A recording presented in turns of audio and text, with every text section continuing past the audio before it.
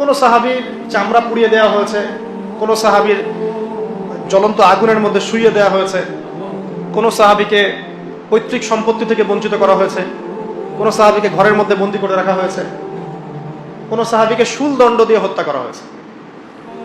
একজন মহিলা সাহাবীকে মহিলাদের যে লজ্জাস্থান এখানে বর্ষা ছিলেন, বর্ষা চোখা বর্ষা, এই বর্ষা নিক্ষেপ করে হত্যা করা হয়েছে।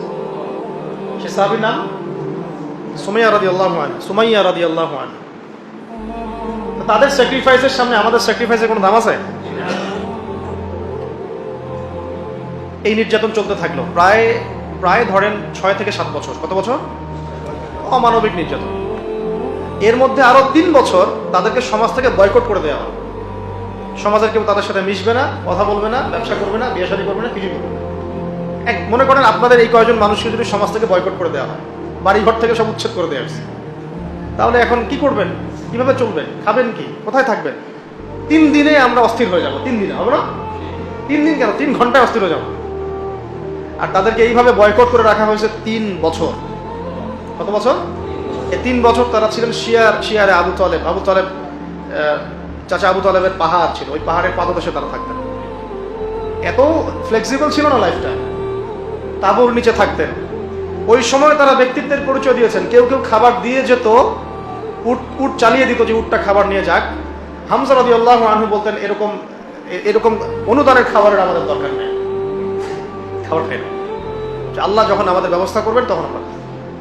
এই সময় কোনো কোনো ক্ষেত্রে এমন হয়েছে যে তারা গাছের ছাল পাতাও খেয়েছেন। গাছের ছাল আছে না, ছাল পাতাও খেয়েছেন।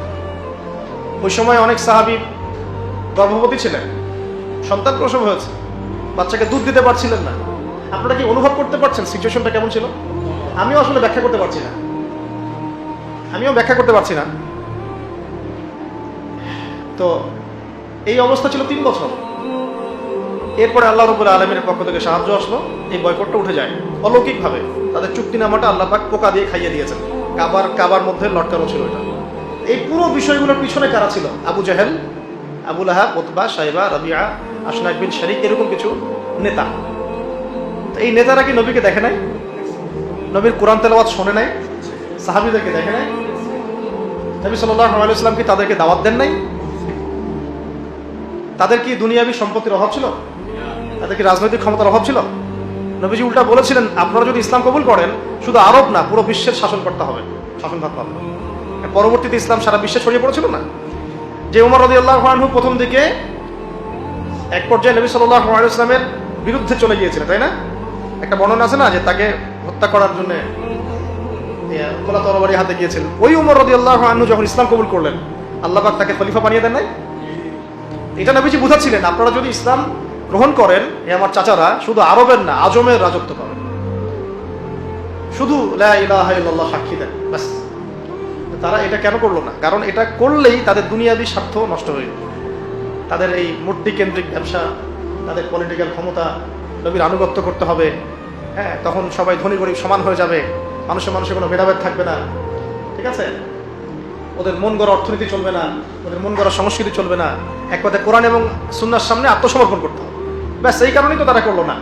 এখনো সারা বিশ্বে যারা করছে না, এইগুলো কারণ না? এছাড়া কোনো কারণ আছে? এগুলোই কারণ।